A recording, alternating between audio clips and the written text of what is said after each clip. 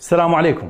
بالسبعينات اكو دكتور مغامر نرويجي اسمه ثور هايردال، متخصص بعلم الاعراق وصاحب فكره اتصال الحضارات. صرح ان سكان جنوب العراق القدامى هم اللي اكتشفوا امريكا قبل كولومبوس ب 2000 سنه، وراد يثبت هذا التصريح علميا. وبالفعل سنه 1977 بدا العالم بشغله، وبالتعاون مع مجموعه من سكان الاهوار بلش يبني سفينه طولها 18 متر وسماها سفينة دجلة حتى يبحر بيها من شط العرب لحد ما يوصل لأمريكا. وهذا العالم جاب وياه 5 أشخاص من الهنود الحمر بأمريكا من قبيلة أيمارا، وذول ال5 يعتبرون أفضل من يصنع قوارب البردي. وهذا العالم اختار منطقة القرنة بالبصرة حتى يبني هاي السفينة، واستخدم بالشغل مالته البرد المقطوع من الأهوار، وكلش استفاد من خبرة سكان الأهوار بذيك المنطقة بعمله، وساعدوه سكان الجنوب المختصين بهذا المجال، ونصحوه عدة نصائح. ومن هاي النصائح أن يستخدم البرد المقطوع بشهر آب لأن هو الأفضل بصناعة السفن. وبعد ما كمل بناء السفينة شكل العالم النرويجي طاقم السفينة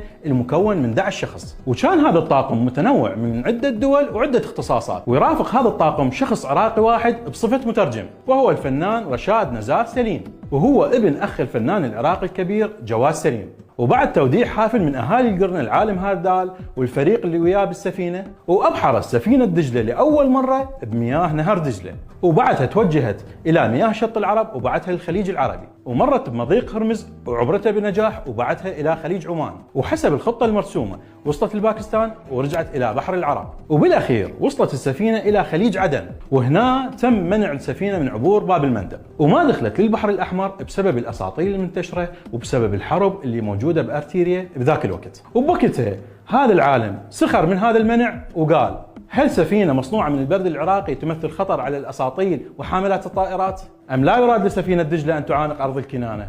ويقصد بأرض الكنانة مصر. وأمام هذا الموقف كان عليهم اتخاذ قرار، والقرار كل الصعب، لأن الحكومة العراقية كانت تشوف هاي الرحلة دعاية سياسية إلها وما لها علاقة بالجانب الحضاري، ويجوز هاي السفينة إذا بقت بهذا المكان الخطر راح تسبب مشكلة بين العراق والنرويج، وإذا بقت السفينة أكثر فترة بالمياه راح يصير بها عفن. وبنص هاي المشاكل والعرقلات تشاور الطاقم وقرروا يوجهون رسالة للعالم ويحتجون ضد منع السفينة من المرور وضد التوتر العسكري والحروب اللي تعرض حياة البشر للخطر والفناء. وكان القرار أن يحرقون سفينة دجلة بعرض البحر وعلى شواطئ جيبوتي وأمام أنظار كل العالم. وبسنة 1978 وبعد مغامرة استمرت 143 يوم انتهت رحلة سفينة دجلة حرقا. وبالأخير أثبت العالم النرويجي أن سفينة القصب تقدر توصل لأبعد مكان وبسهولة، ومن الممكن أن أجدادنا السومريين كان عندهم رحلات وتواصل مع باقي العالم.